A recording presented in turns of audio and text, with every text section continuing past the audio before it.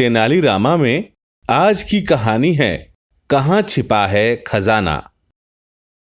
तेनालीरामा अपने प्रियजनों से मिलने अक्सर हम्पी जाया करते थे।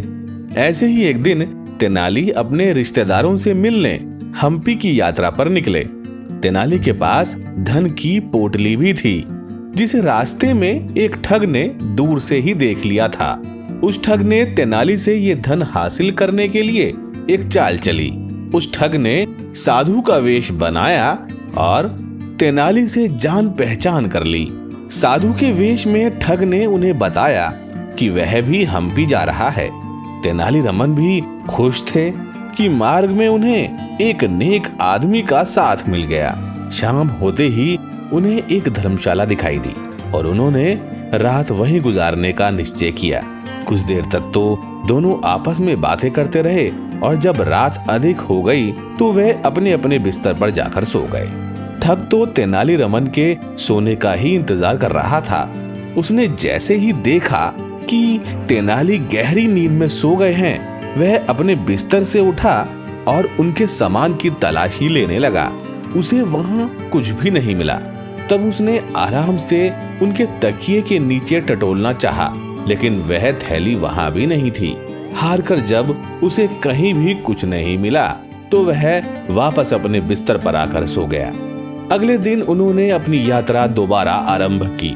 शाम होते होते उन्होंने फिर से एक अन्य धर्मशाला में रात गुजारने की सोची। रात को जब तेनालीरामन सो गए तो ठग ने फिर से उनके सामान की तलाशी ली और बहुत देर तलाशी के बाद भी उसे कुछ नहीं मिला तो वह हताश होकर सो गया। वह गुस्से में था और निराश भी हो रहा था कि उसके हाथ कुछ भी नहीं लगा।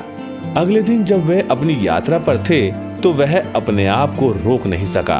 उसने उत्सुकतावश तेनालीरामन से पूछा, आप इतनी लंबी यात्रा कर रहे हो और मुझे पूरा विश्वास है कि आपके पास अवश्य ही धन भी होगा, लेकिन आप रात को उसे कहाँ रख कर सोते हैं?